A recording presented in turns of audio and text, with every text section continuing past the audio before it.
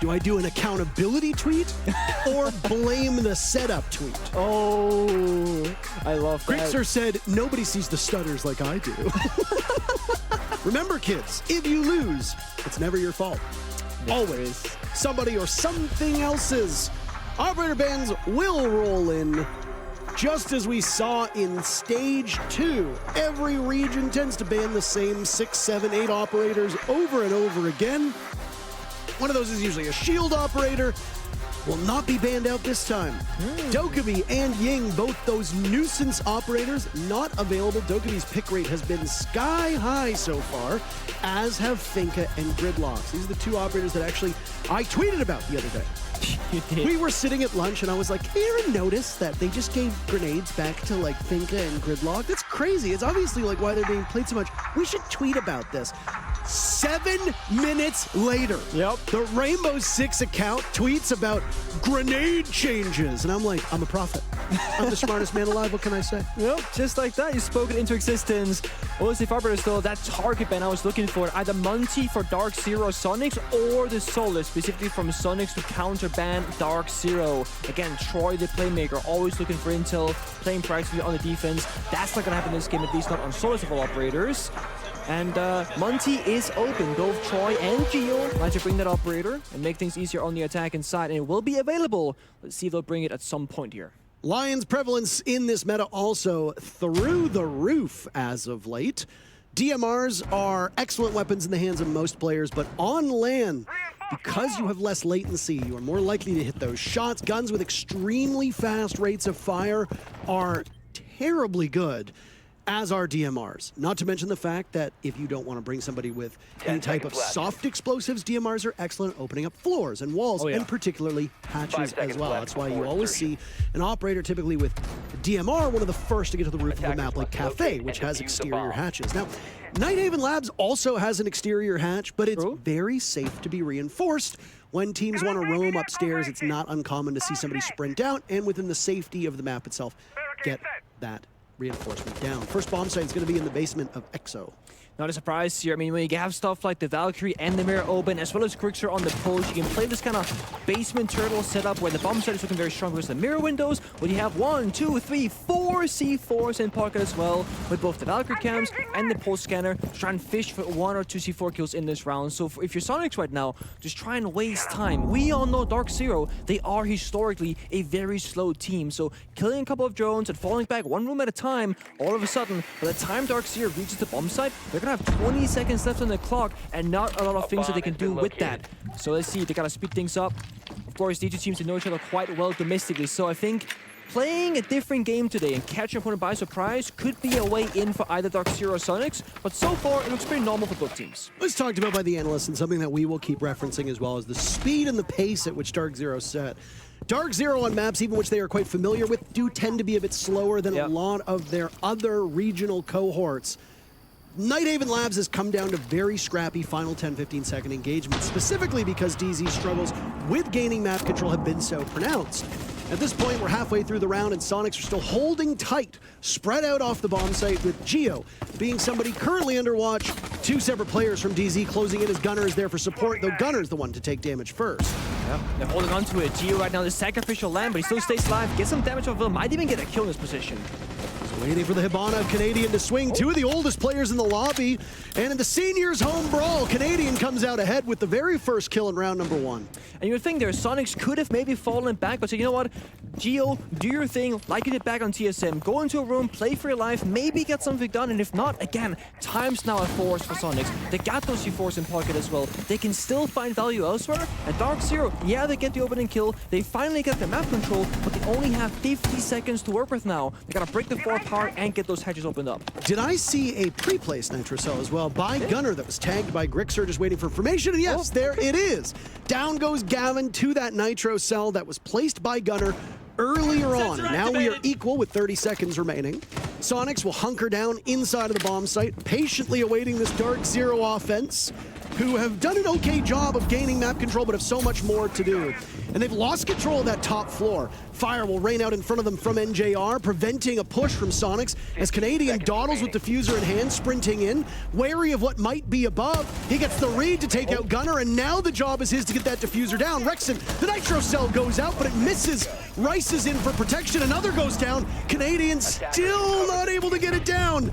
Suddenly, you've got a push from Soniqs that answers back so well to the execute from DZ, and SQ takes the first round. I mean, Soniqs had such a good read in that entire round. They had so many things to shut down the plant. I was okay, they have 2 more C4s in pocket. Maybe, just maybe, they should have used them earlier, but they had a different plan. They were fearing that corner plant like DC were going for, and were trying to use C4s to shut it down. The first one didn't get the kill, but the second one did. Not only the C4s, but they also had Gunner on the Valkyrie, who had retaken that first floor, who had the vertical angle, and despite getting with a good read, shutting that down, it just shows that Soniqs, they had not 1, not 2, but 3 different ways back into that round once DC went for the execute. And now imagine that Geo didn't die earlier in the round, that he had fallen back, or he had gotten a kill himself. That entire round comes out looking very differently that we just witnessed. So sure, it was close. But Soniqs, they got it figured out. Good start for them, and again, we kind of want this kind of momentum in these kinds of scenarios as well, because when you know each other, and you kind of see, okay, they've done this before, we know what to expect, well, DC on the attacking side, they have to be a team to adapt, to change, to mix things up. Oh, I still slowly get choked out. And there, the question we asked earlier, will the Monty be coming into play? Well, only after 1 round played, yep, Canadian goes onto Monty and says, you know what, we can do it a bit quicker than that, but we need some help. I mean, it was crazy to me. Canadian was the main point of contact for all of those engagements with DarkZero. He gets the 2 picks, he does it all himself. He gets the diffuser almost down before the nitro cells are lobbed out by Soniqs. Rice's job is to shoot that nitro cell. He fails at that. Rice's job is to then take the engagement after Canadian dies. He can't do that because now he's the one that needs to plant the diffuser. But where's the rest of DarkZero? They were still alive. Like, that's the part that puzzles me the most. And again, this goes back to the issues that DZ has with map control. They're slow, they can't get their chess pieces into the positions on the board where they want fast enough. And Soniqs just need to react to what comes their way. They do that in the previous round. If DZ lets that happen a couple times, they're not going to have any fight whatsoever in these rounds, especially in the final moments. There's also why I know that Canadian likes to not be the planter, because he wants to be able to be basically see the battlefield, be like, okay, what angles are or are not covered, what can we do better before the plant goes down? And that's the thing, if your IGL is holding F on his keeper for 7 seconds, looking at the floor, you can't really control the people around him, and certainly there were some gaps of darks in that previous round, and it's why I think the Monty makes a lot more sense. Now Canadian can lead in the entry, not necessarily getting kills, but say, guys, somebody go behind me, hey, enemy over there, yellow ping goes out, hey, breach this wall, etc., and start just getting things done, and the pace already much quicker. Catwalk in full control, Rain Breach is opened up, Gavin got the kill onto Citizen, so twice the speed of the previous round already. You get the early pick yet again. It's Citizen down as he plays those lurk style of roles. Now this warehouse/catwalk control as Gavin will open up small windows in. Those Selmas aren't tossed properly. The Monty cannot walk in without bringing the shield down, and I think that could be a possible issue right now for Canadian as he surveys this almost stairs-esque look that goes lower to higher from one side to the other. I don't know if any of them are able for him to be able to get through, but we'll see. All the while this has happened, smoke canister gets tossed out by Geo and Gunner hits the deck, dropping through that bottom floor. Canadian has made his way into the bomb site, and he already sees one player playing by the A-bomb chassis. It appears to be Grixer. He'll continue to apply that push. Down goes Gunner as Pambazoo is on flank watch. DZ stopping Soniqs from getting back to the bomb site. Now what you need to do is focus on those actually in the bomb site. Grixer in tough behind that shield. Now it's Geo down. Rexon and Grixer against everybody from DarkZero. Rexon gets on the board though. Goodbye to Gavin. There wasn't much left of him, but still, Rexon's able to get it. He's the hero from the previous round. Now Grixer's there. Nobody's flushed him out of this spot. Canadian has not been able to get in to take the map control with diffuser in hand. Now it's NJR to die to Rexon. DZ, what are you doing? It's Rice with 2 minutes to go. He needs to find Grixer, who's prone on the ground, but Rice is too slow. What the hell is going on with DZ? I don't understand what I'm watching. There are 2 people injured. Grixer is on the floor, breakdancing, and it seems like DarkZero have no idea what's going on. and they had so much time. We're praising them on catwalk with opening kill, 1 minute 30 seconds left in the round. That's what I hear here. And that's it. We didn't say, like, we didn't think of anything else. We didn't try to do anything else. Let's start fucking thinking, start fucking talking. Yeah, let's start thinking, let's start talking, Troy. That's right, because they didn't do anything else. 2 rounds in to have that attitude already, very worrying sign. No, it is, but this thing, Troy does have that experience. I think like he knows how to lead his team. If they need a firm hand right now to be like, guys, this is not good enough, snap back into it, because he's right. They were on the breach, which you said it correctly. It was breached incorrectly by Gavin. Munchie couldn't walk through, but they stood there for a straight minute, with Munchie just kind of saying, Rixer's over here, Rixon's over there, and they droned Geo, who was playing inside our Aqua/Fish. So they knew all 3 player positions, yet Rixer still gets a double and doesn't even get found by DarkZero. He was the guy behind the A chassis, behind the deployable shield the entire time. And I want to praise Soniqs again, because while that was all happening, Garner made the, what I would say, smart decision to go downstairs. Had a C4 and parked on Valkyrie, tried to get it out, and sure, he got shot down. He got killed by, I believe, by Panda downstairs, but it's a good read again. Besides saying, okay, if Munchie goes for a plant, we do have a solution. It just happened to be that Munchie never went for the plant, no solution was needed, and while Garner did die downstairs, well, Soniqs did win the round. So now it's wake-up time for DarkZero. This is Steam Park attacks, and we can say, oh, it's defender side, whatever. You still need to win some attacking rounds, and you sure need to look better than they did in that last round. The numbers that I heard, and obviously I'd need to pull these right now, but the numbers that I heard yesterday when I was talking with the analysts is that Nighthaven Labs is actually an attacker-sided map at the moment. Okay. So the fact that DZ is behind in these rounds early on, and not just behind because of necessarily a better setup by Soniqs, but behind because they are having their own issues. Reload! That's not great. You don't want to be behind on a favorable side ever.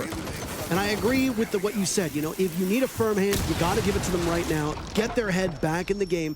DarkZero cannot afford to start picking it up in rounds 4 or 5 when you've already allowed Soniqs to put a stranglehold on the match. I guess if you're DarkZero, though, you're used to going to overtime. They're still known for that.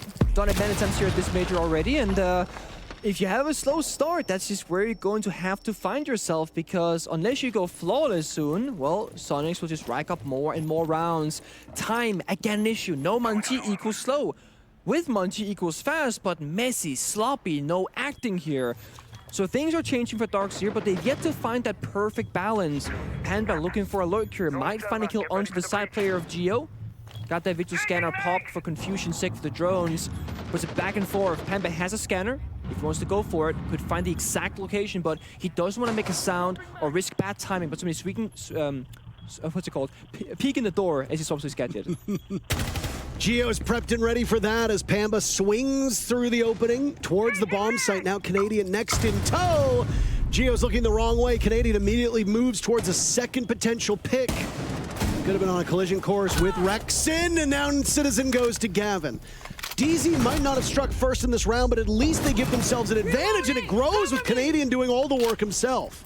2 picks in round number 1, 2 picks now in round number 3. Fortunes might not favor this DZ team, but you can't fault the captain for what we've seen so far. Nope, Troy's danger right now, finding kill after kill after kill and some partial bomb site control. Rexon and Kirsten got a clutch of 9 at 2v4, but only 20 seconds to go, and 1 C4 in pocket, it's doable. I mean, they were in the similar position before, and it seemed to get under the skin of DarkZero, but lightning doesn't appear to strike twice as Gavin and NJR get the final 2 kills. We are sitting fucking still again.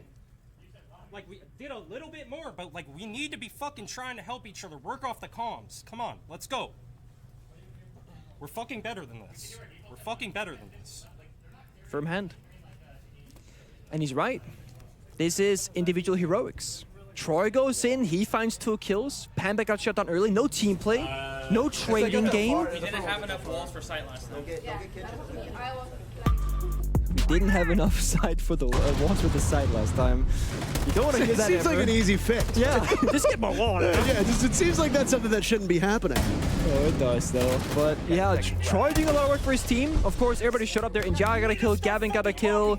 We are sitting fucking still But again. I respect Troy for this situation where you can win a round, and on paper it looks good. It's a 4 versus 0 with plant going down as well. So looks pretty one-sided on paper.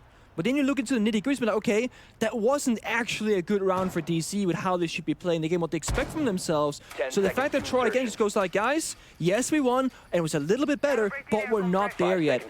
And if this is going to be the pattern that we see, we're going to see DC keep ramping up a little bit better, a little bit better, a little bit better. Soniqs, they're already up there. Got that one round advantage right now. And they got the benefit of just going through the motions here in bomb sites. They've been locking it down. Basement, they won it. Server, they won it. Sure, they just lost cargo, but now they get that bomb site rotation. Start things over again fresh. Now that DC get a second crack at this. The roam is still here from Soniqs like last time. They got that 4C4 setup. A lot of verticality being played around. Pulse, Valkyrie, yes, info is there to follow up. Geo did out a C4 in pocket previously, so they didn't get the full advantage. I like this setup from Gunnar and the Fenrir, just like he has his box, his one room that he cares about. Got the barbed wire, got the Fenrir gadget, he is locked in, but also he's locking DC out of that room of the map.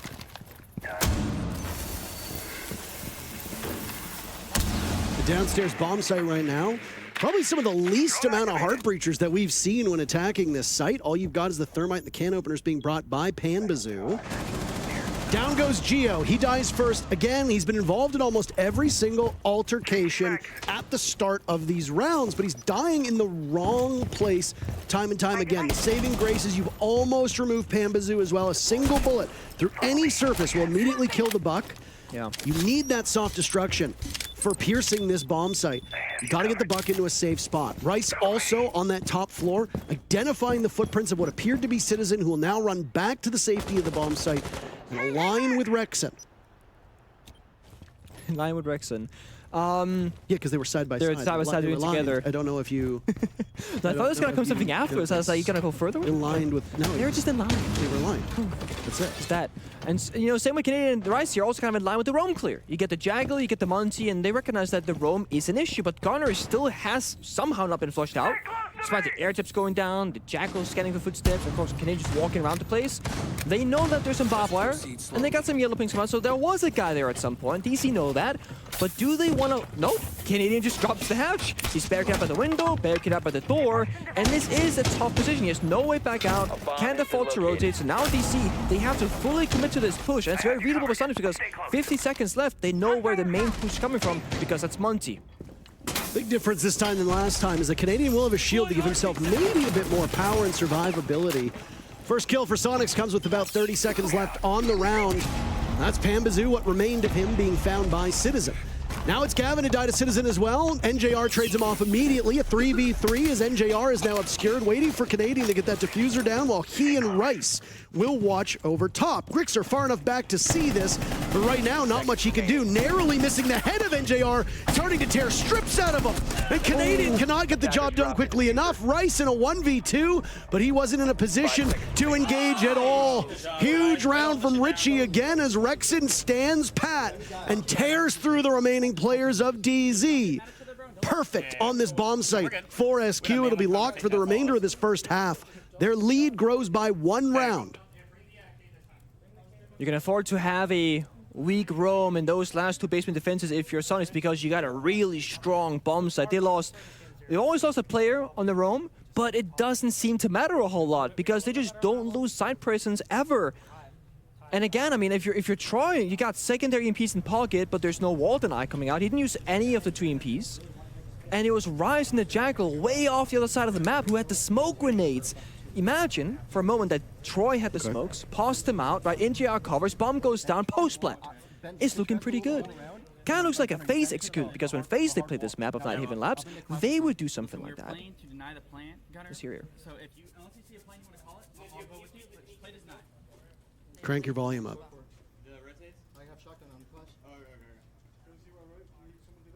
It's very quiet, but they said they're playing heavily around the plant deny, which has kind of been their playstyle so far. The C4s, the retakes, etc. And almost like inviting DarkZero in, saying, hey, you can have this area, but we have an answer for that area every single time. Because that was a 2v1 the previous round. Rise was all alone, couldn't find any of the last 2 remaining defenders. And now, now we're gonna see, well, I say, old man G1 clash, right? This is, you can be, oh, I like this. I say hiding Gunner from any drones playing bandits, so If DC don't see it, Gunnar can run towards the walls and just go for a bandit tricks. And Krixor as well, they're doubling up here actually. And the whole goal here is that you do not pre-place your bandits or your kite claws, because then the attackers will see it from the exterior of the map. They'll pick the Thatcher or Maverick or something like that, and then Soniqs don't get the full value of the wall deny. The thing is, DarkZero either have the intel or are very good at guessing, because Rise has been sticking Thatcher the entire time during the drone phase. They are prepared for any sort of wall deny. They've read the situation beautifully. There's been a lot of chatter about Rice's role on this team and the expectations that come with being a member of DarkZero. Now, not that I want to acknowledge the peanut gallery, but I will say so far through these 3 rounds, Rice being left alive in a lot of these engagements is not really the problem. His job is not to be a force in the early to mid round. His job is to be there in the post plane, almost like on flank watch. It's very similar to a role that a former teammate of Troy's used to play, which was thinking nade. There were a lot of times, if you'll remember, on that SSG team where everybody would die and thinking nade would be on an island. And fingers would get pointed and say, well, why is he not part of it? Yeah. Well, because the overall structure is to not have thinking nade be a main component of the push. Yeah. He's there for what comes after. It's an insurance policy. Yeah. And if Soniqs are winning the engagements early and stopping you from getting the diffuser down, then you're going to struggle in the post plant because there is no post plant. And Rice's effectiveness will be severely shortened. And here we are, with Rice now 0-2, often in positions where it looks like he's lost, but is likely still fulfilling the role properly, while the rest of the team ultimately comes up short. I agree with you, and I do think it's important to note that if you have a certain role, and that's just you don't get to be enabled because you don't get there as a team, Rise and DarkZero gotta work together and change his role around, help his team get to that post-man position so that they're all enabled throughout the entirety of the round. We saw Gunnar opt for the right wall in the breach. Well, Therma chose the left, so the wall gets opened up. The bandit doesn't really pay off just yet, but he's gonna get a second attempt here. He's gonna get at least 1 Selma. Doesn't get any more. Could see forward for more than 9, but doesn't choose to go for it. DC, they have a way in, but it's a vault hole through the wall. This is not ideal. Again, I gotta question Gavin's breaching decisions here, because now the entry is very awkward. You gotta vault in, you're stuck in animation, you can't just jiggle it, you can't get out again without turning around. It's a tough one. I wonder if it's deliberate. I mean, they can't get into your face either, but Soniqs don't advance. They just, Gavin sees the footprint by the breach he just opened up, and it's Gunnar absorbing an awful lot of that. Now, in real life, for the realism crowd out there, you'd have no foot remaining. But in this case, when you have reinforcements that you pull out of your derriere, we're not exactly on the realism crowd now, are we? Gunnar's been dropped, and suddenly DarkZero picks up 3 kills in a row. Unanswered, leaving Soniqs in a very familiar position, which is trailing in numbers. But they've won all but a single round that they've trailed in. Citizen going for desperate measures. Rice's 3rd kill, suddenly picking it up huge. Now it's Rexon to the rescue. Multi-kill rounds for Rexon have netted wins previously. Out goes the impact, damage done to Canadian, but the bees will stop him.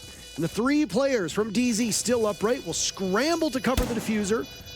Rexon surveying that opening that was created. You said improperly by Gavin, but one thing you pointed out was that it doesn't really allow them to swing onto you, which will make Rexon's retake so much more difficult. He's got Rice lined up. A quad kill for the newest member of DZ is on the board, especially if Rexon attempts to disable that diffuser. Still a cam up though, and it's giving him information as now Rexon goes for the fake. And around the corner, he'll run right into NJR, prone on the ground with Canadian standing over top. Other way around, actually. NJR was standing, Canadian was prone. Guess what? Doesn't matter. No. DZ wins the round, and still not much celebration on their side of things. Even when they're winning rounds, DZ are unhappy with the results so far, and I think that might be the right mindset to hold the players accountable and maybe change the momentum in the game. No, certainly, and I kind of, you know, we saw actually Rice get enabled about because he was now the post plant, like you mentioned, outside the building, shut down Citizen, just played very far back on that fish portion of the map, and it was NJR and Canadian who were the first point of contact. Rice is enjoying his time, and I think the reason why oh my god, Gio with the 360 on Clash. I think the reason why, you know, DC aren't too happy with that round is because it mostly came off individual 1v1s.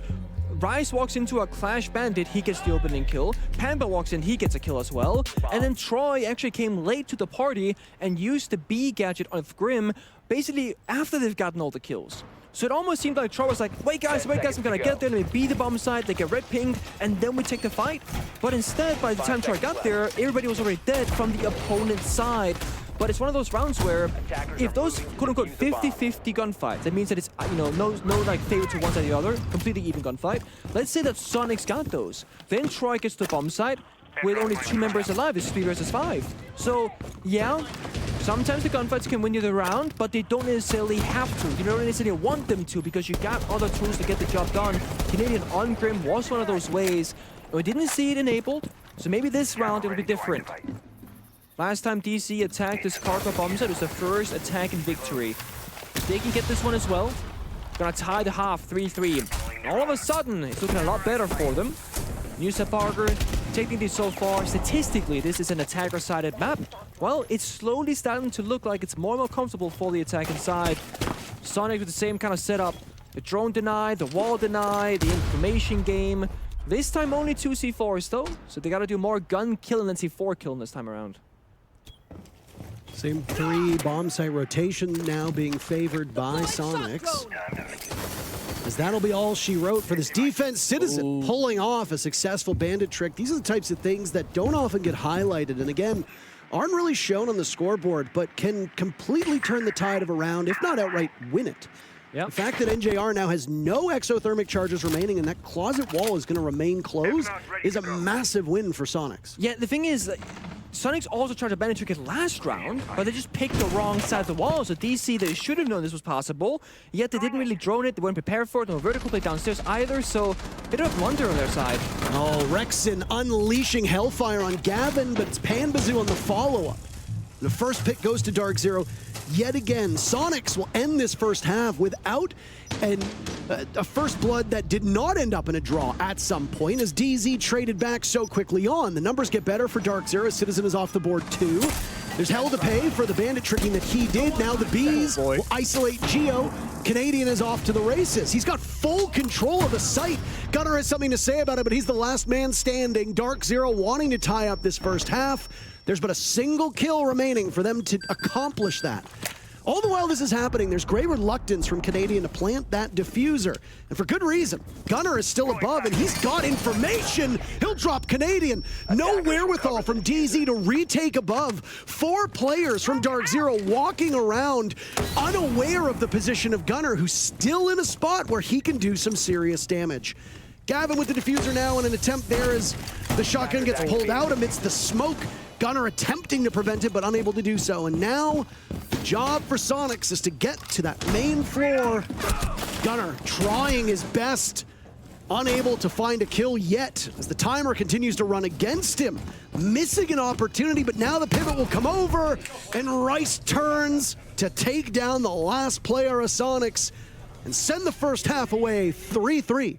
And now right there was DC in full force. There was a clear goal and plan, and yeah, they blundered the wall early on, but outside of getting bandit tricked, they got in the building, they got pick after pick, there were trades, the flank happened from Panbazoo as well, and then they didn't read the bomb plan. Canadian did take his time figuring out where is it safe, where is it not. Hey, I need smoke grenades over here. Rise, rotate over, and sure, Canadian did get found by Gunnar on that vertical play, but it's still a 3 versus 1 favor in DC, and they take a chill. Get the smokes over there, throw them down, get the diffuser down, run outside the bomb site, play that safe post plant from far, far away. So DC now warmed up, you can say. This here opening from Panbazoo was huge. And the second he got that kill, Canadian jumped in the window, Bees go out, he gets the red ping, collapse on Geo, and just keeps storming through the side. Meanwhile, Rice, you mentioned it, like thinking Nate, locking down the flank, locking the defenders out of any retake possibilities. So a good read there from DC.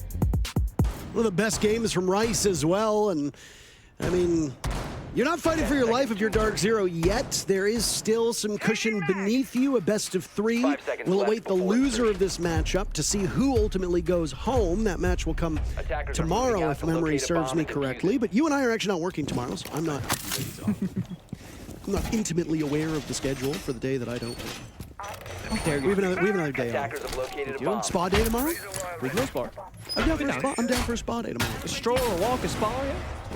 First half, by the way, multiple attempts from DarkZero to get the diffuser planted in the site. 4 attempts, 2 of which were successful. Soniqs able to do work to stop it from actually getting down.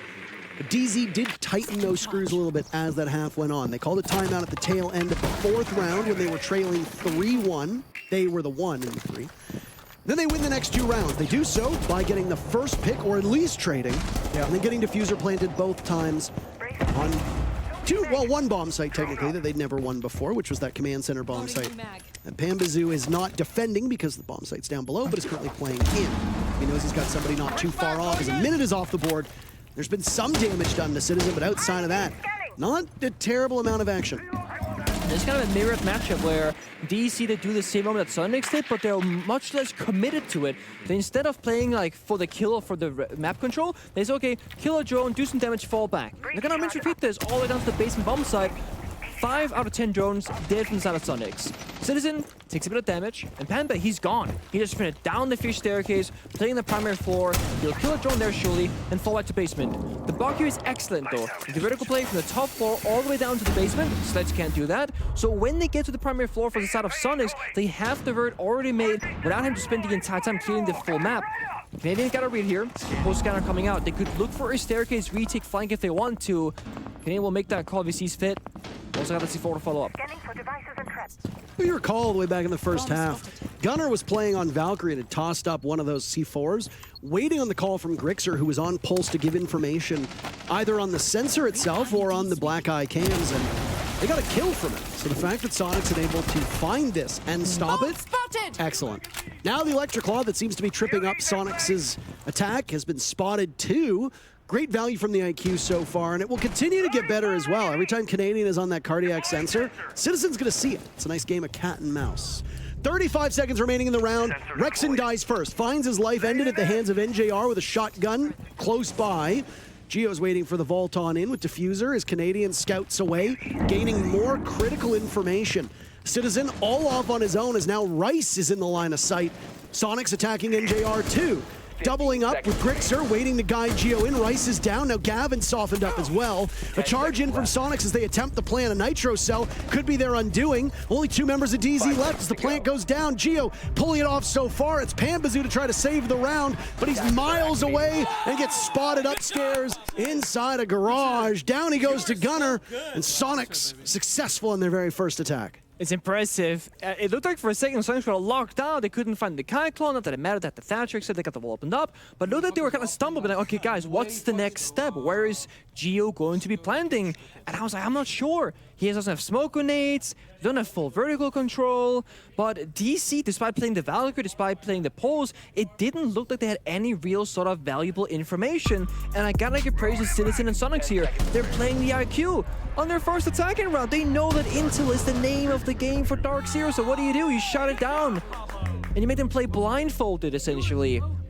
Jesse said at the analyst desk before we came into this game that DC, they like playing around Troy. He's the playmaker, plays those intel operators like the Pulse, etc., and says, guys, go here, do that, etc. But when he doesn't get to be enabled, when he gets shut down on defense, that's when things don't look all that great for DC. And they have had the same issues on attack as defense now. They don't play a whole lot together. They're dying individually. There's no trades going back and forth. So what should be a kill going both ways, going to a 4 versus 4 situation, is a 5 versus 4 favoring Soniqs. And that kind of like advantage just keeps snowballing all the way through the round. DC are gonna show an operator, which doesn't see a lot of play these days. Pambazoo on the Rook, not the Duck, no. The Rook of all operators. That's, yeah.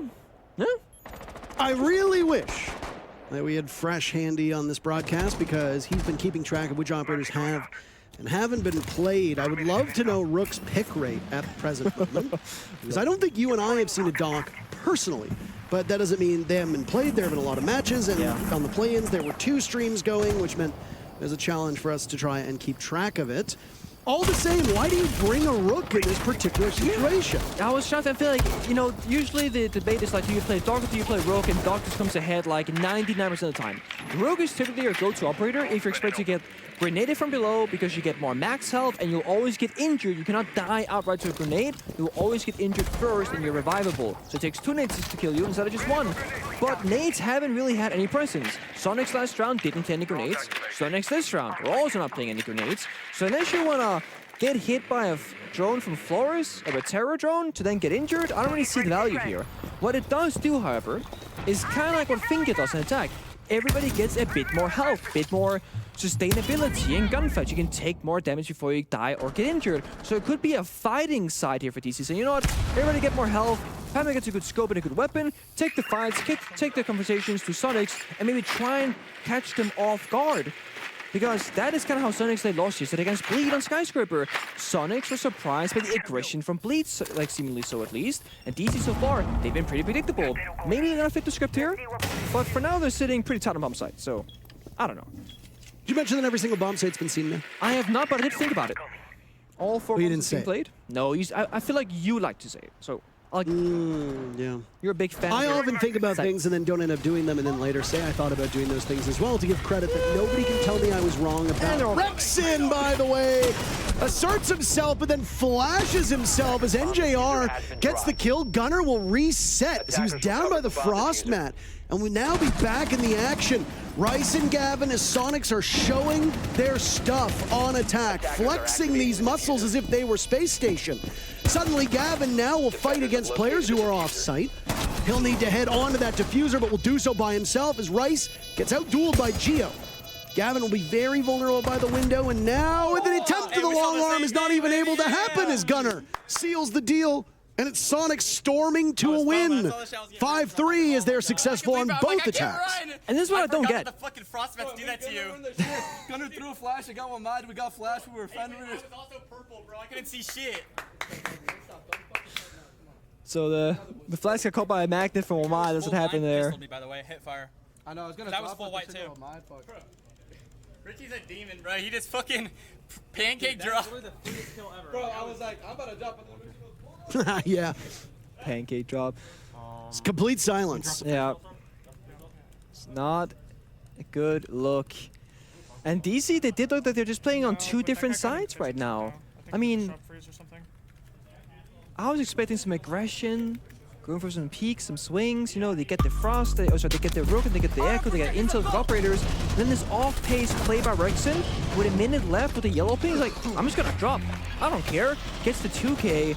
And then again, nothing goes bad. They don't even kill the Fender. Again, they're nearsighted the entire time, but it doesn't matter. DC look lost. Problem is that when you start off on such bad footing as DarkZero did, Nick, losing those first couple rounds that, in hindsight, are far more winnable than what we've seen of the last 2 rounds from Soniqs on attack. DZ, if you win those 2 rounds, you've still got quite a buffer between you and your opponent. Yep. Soniqs are the ones playing catch-up. It also means that DZ likely doesn't call their timeout. The problem is that if you're not communicating and you're sitting there in complete silence, like Troy was saying they were doing, you cannot use a timeout to get yourself back in the game. There's only 1 timeout remaining, it's Soniqs. And yes, you will be able to speak if Soniqs call it, but why the hell would Soniqs give you a lifeline right now? Soniqs are in full control of this matchup. They don't need to call a timeout unless things start to go even worse for them than they were in the first half. But SQ have been steady as she goes. They've been very quick to the punch.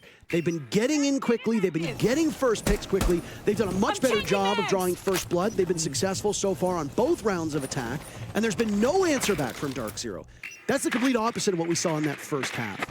And if the thought is that attackers are favored on Nighthaven Labs, Soniqs are showing us exactly what you can do, and they are doing it very well. Yeah, and I know it's a fun play myself. Like when you're in this kind of rut with the comms not really flowing, it can be really hard to come back from it without winning some rounds. And like, guys, we're actually doing stuff. We're winning. Stellar success. And look at this. A swing comes off the Canadian, almost a second as well, and it gets away just barely. The support was there from Pebble, so it was not needed.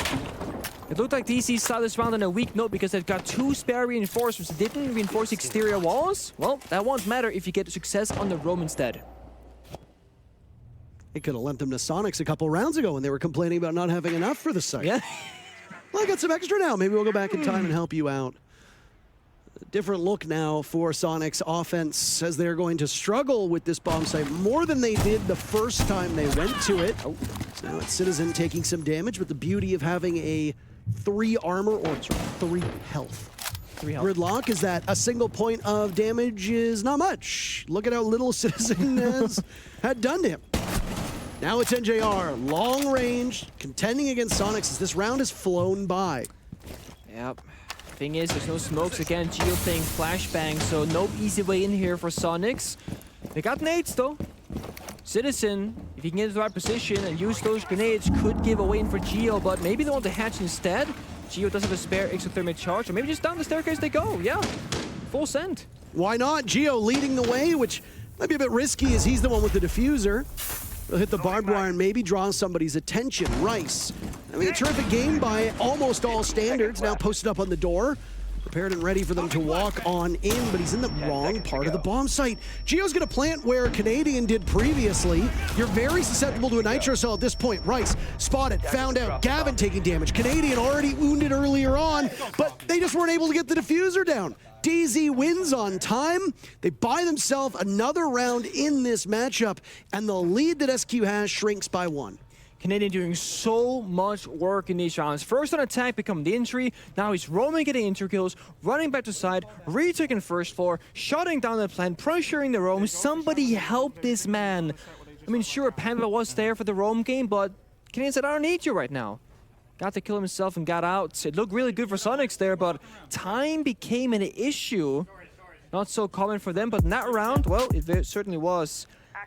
Might be curious about the story between these two teams, how often they've played each other. Domestically in the NAL, they've played each other 3 times recently for this entire year, from Invite till now. It's a 3-0 for Soniqs. Not great. Whereas internationally, it's tied. They played each other at SI 23, and it was DZ who came out on top. Then they rematched again in Copenhagen, where Soniqs destroyed them 7-1. And now they're here. Remaining. So internationally, the winner here, they kind of take the lead and say, we're 2-1 for the year. 5 seconds to insert. Whereas domestically, it's just Soniqs. But I will say, out of the 5 times they've played each other, they've played 1, 2, 3, 4. They played 4 maps going overtime, going the distance. And this is also, this is classic DarkZero. It would only be a DC game against Soniqs if they go to overtime. But when we talk about the mental side of the game, how frustrated DC they seem, and how much work Canadian as an individual is doing in these rounds to win them, I don't know if they have the energy to go there this time. Allow me to reference a tweet that was made by @Intero at 9:15 p.m. on November 1st that said, and I quote, DarkZero win a series without giving their fans heart attacks challenge. In brackets, impossible. And I would like to once again reference this because while DarkZero are not necessarily winning, it's not easy being a DZ fan. Right now, it's not easy being an NA fan, period. This region flat out sucks right now in Atlanta. The only way that NA wins is when they play against NA. That's it. And that's because both teams can't lose. It's impossible. But beyond that, this region obviously has some serious work to be done. Soniqs have looked like, I would say, the sharpest NA team so far at this event. DZ have their moments where they do as well. But what we're seeing right now is the two teams that I think have the best chance of advancing for North America colliding on a map where there is, I would say, and you said, a potentially clear favorite here. Yeah. It's a slow one here for Soniqs, but they also got a slow setup. The gridlock, the nomad, the IQ, they all have things they want to accomplish before they get into the fights, right? Get the air jets down, get the stingrays in the flank as well, and then Citizen on IQ, who can be an entry player, has to find out where's the pulse.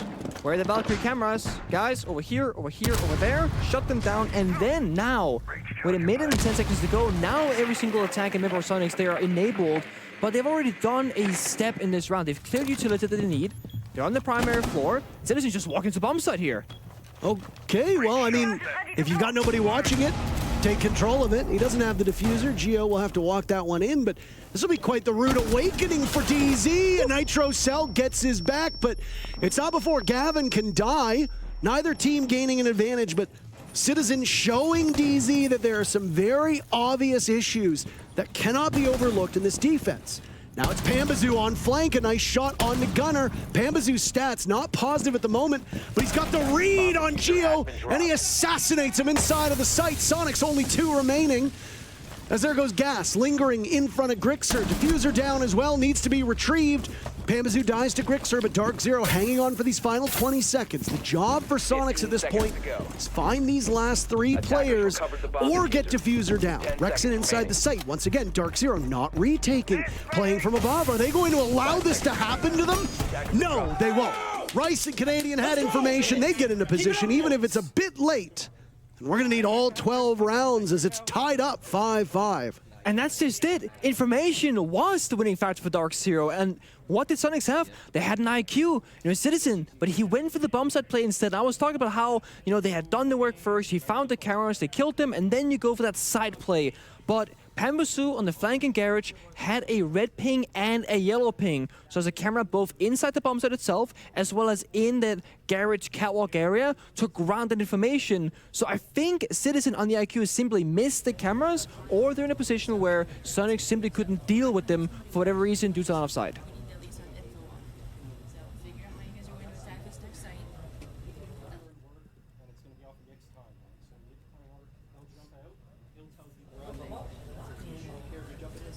Let's just make sure everything. So that as soon as Nick says it, we're right there.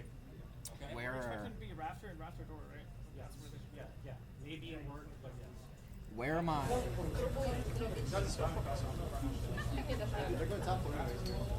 Or you could run like Habana too and just clear all.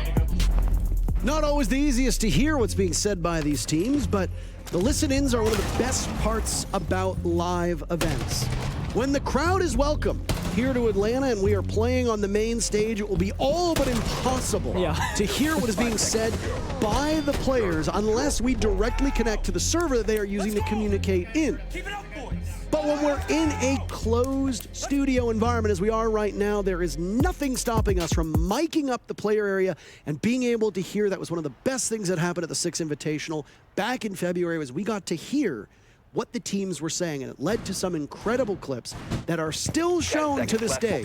Some of them are for good reason, and some of them maybe not for such great reasons. Hey, content is content, Both reasons. And I mean, it gives us an insight to what's going through the player's mind live in the moment. I mean, we heard Canadian kind of discuss where they're expecting one of the attacking players to be coming from, just like we heard Soniqs say, hey, they often play by the garage door on catwalk rafters. So some expectations here from both teams, studying each other, of course, prepping for this match. And I was in that last round, Citizen went for that, sneak play into the bomb side, but there was a C4 below, and it shuts it down immediately. So it really is a cat and mouse right now. Intel or counter intel. And Soniqs, they changed things up for the first time here. Aggressive Citizen on the finger, Geo on the Monty. They're gonna change up the pace, change up the style, and DC now have to adjust to that live in this round. And honestly, I mean, if you want to just look at the numbers that you see on your screen, there's not really been anybody who's falling below where they should be for their role. I mean, maybe Citizen on 4 and 6 is the only player who I would maybe point a finger at. But you've got Rexen, Grixer, and Gunnar all carrying the load. So it's okay if you want Citizen to play on more of those flex-style roles where his job is going to be to net the kills that fall through the holes of Gunnar, Rexen, and Grixer's coverage. Same thing on DarkZero's side of things. I mean, Pambazoo is not taking over a game, but you've got Canadian far outperforming where he usually is. Same with Rice, who's positive right now in terms of KD, which is a rarity at this event. Yeah. And you're right, I mean, and when the support players have to step it up, it's not the best situation to be in, but this grenade hits the spot. Panther, he had a great round in the previous one, but he won't live for this one. Second nade, could it be 2 for 2 prize? Almost, but not quite. Gavin survives, but I don't think he's gonna go for that bandit trick once more. He's got no more in pocket. I think all the batteries got destroyed by the grenade, so now Soniqs got to weigh in. NJR slaughtering Gunnar, allowing Gavin into this spot where you are not expecting somebody to be. Grixer pulls off of his position. Canadian out-dueled by Citizen, so I said that he wasn't performing up to snuff, but he's pulled even in terms of numbers and will use his first adrenal surge as he now joins up with Rexen and Geometrics. I'd say they align, but I don't want you to question my word choice. And they roll once again. Obviously, Citizen get active, and he finds 3 in the round. Not exactly the swing that I would want. A little bit of hubris. 3 in a row for Citizen.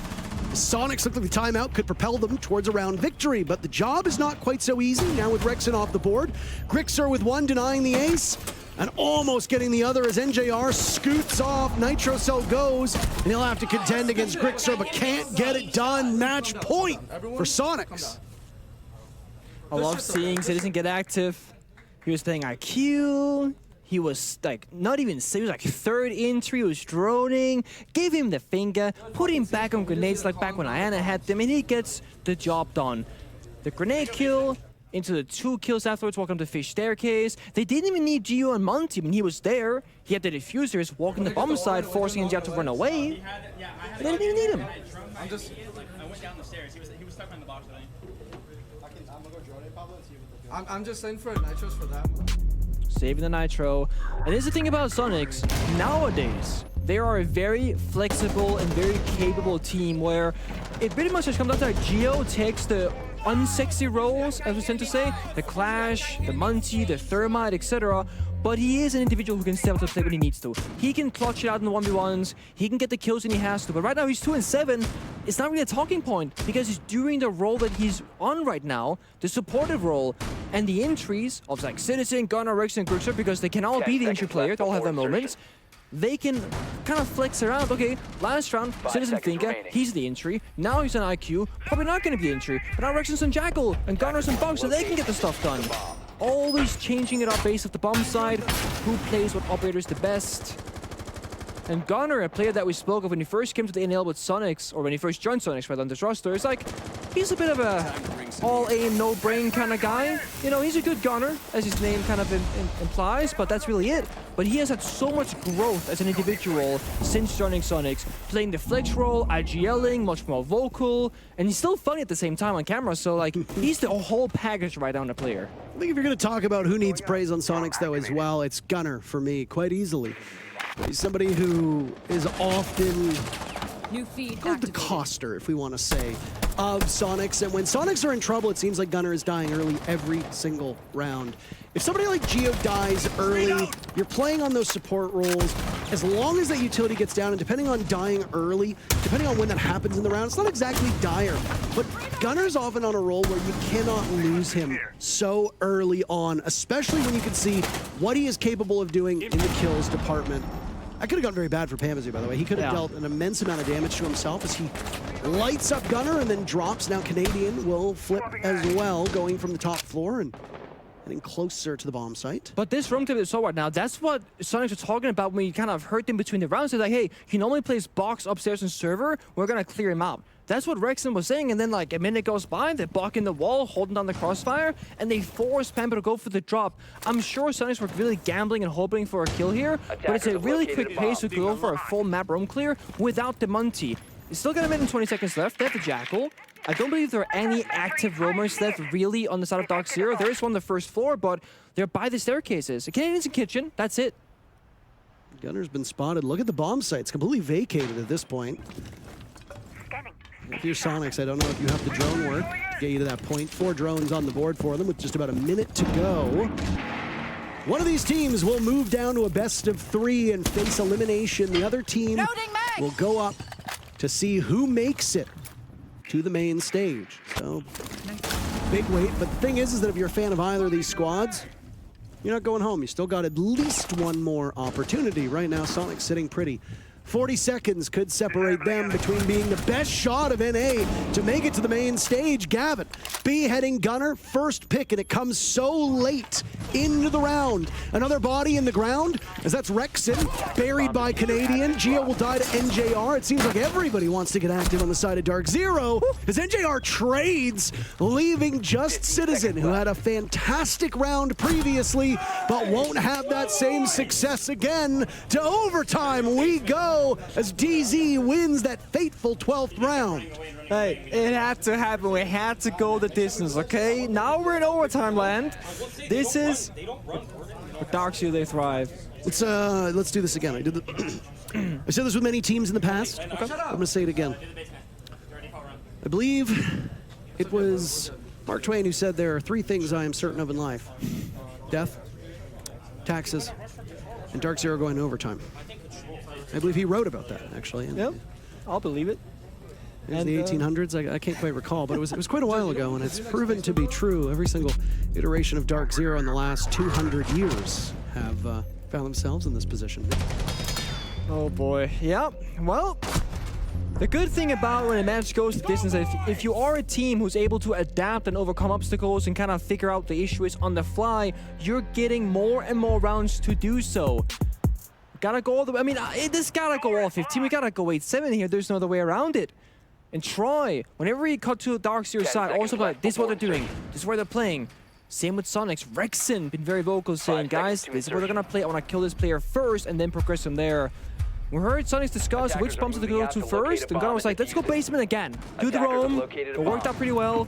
Both teams opting for a very similar basement style where they played the Mira, they played the Pulse and the Valkyrie, and they have that soft roam. But the roam is very different. DarkZero will have Troy kind of hiding around in one corner of the map, and Pampe on the other.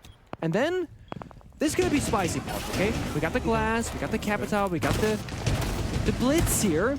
I think DC might try and join up the top floor, make themselves heard, but go for the breach, rip it, sprint through side, and go for a bomb side rush in overtime.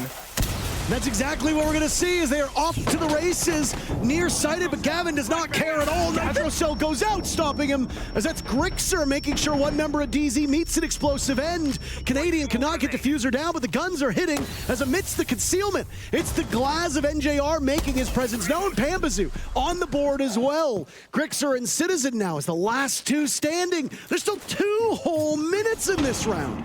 All you need to do is get Canadian into place to get that diffuser down, and that's when the real fun begins. He's plotting his advance so far, maybe a bit too slow to get in. The rush ultimately pays off, even if it doesn't outright win the round for DZ. Yeah, so got one smoke part of Canadian, and he said, they have no warden. I heard it, and of course, that means, hey, let's do this rush, guys. Gavin, the only member who falls to that C4, and this is DC's discipline showing off. They got the 4v2, they don't want to bottle it, save it, Panda gets in upstairs, they got time to work with, open up that floor, get that 4th kill. It's Citizen in a 1v4 in the first round of OT. And NJR with 2 kills so far, the Glass showing his prowess. Citizen unleashing the bailiff to circle on down, catches Canadian, that's Diffuser surrendered too. This is not particularly good for DarkZero. Citizen in a spot, this wild card. They don't know where he is, they'll attempt to drone him out. Citizen swinging on NJR, his life reduced to nothing by Rice. DZ are now sitting on match point. Way too close for comfort. Again, the discipline there to slow things down. But Citizen, he seized that opportunity, swung for individual kills, and had a good read on the first member of Glass, but not on Rice, who was right behind him on the Thermite. And again, comes down to adaptation and problem solving on the fly. DC said, well, we have a passive roam, we play basement, but Soniqs, they are quite all over the place, much more committed to the roam. They are vulnerable to a bomb site direct hit, that rush that we just witnessed, and it was done almost flawlessly. I do think Gavin kind of ran a bit too far here, right? He could lock out Grixer on the poles inside this extra room and just play on the door in the blitz. Instead, he runs through the C4, and it lands behind him because of it, and he basically dies to it. But it doesn't matter, because the team collapsed together, and Gavin's role, if not to get the kill, if not to lock out the pulse, is to deny the crossfire by forcing Grixer back into Exo, and he did exactly that. And he burned the C4, so there's no plant denial follow-up either. So despite Gavin falling early, he did accomplish the job almost as good as it could have been. Only better result is, of course, to get the kill. DC, they find that first overtime round victory and do it convincingly and decisively. Attacker's objective is to locate a bomb. Calling for a passive rehost here from Soniqs. Gio says, I'm stuck. Great to see a bit of community-led initiative there, and honestly, the way that the Fish has captivated this esport is terrific. Oh yeah. No, Fans of the Fish, you want Bleed to go to the main stage. Such a good story and bit of content there. And the Joel emote is like the Fish in like an operator outfit, I believe, or something like that. So it's like it's an operator now. Yep. Yep. It's phenomenal. But we are back in action. Remind you that DC rushed that base and bomb site in the previous round and they came out successfully. Now Soniqs, they will swap sides, as will DC, of course. 10 seconds The Soniqs are remaining. attacking, staring down the barrel of overtime match point. 5 We gotta seconds figure out what remaining. they want to do here. Citizen has been going the IQ, the finger. Now getting his time in with the Attacker's line now. objective is to locate a bomb Everything and else defuse stays it. the same from the side of Soniqs. They haven't been flexing the operators too hard right now. It's been Gio on Monty or Thermite, Citizen on IQ, Finger, now Lion. And then the rest has already stayed the same. DC, yeah, Pampers and Legion. That means roaming time usually. Besides that, again, same story for operators. I guess Warden's new. That's in case of a smoke plant.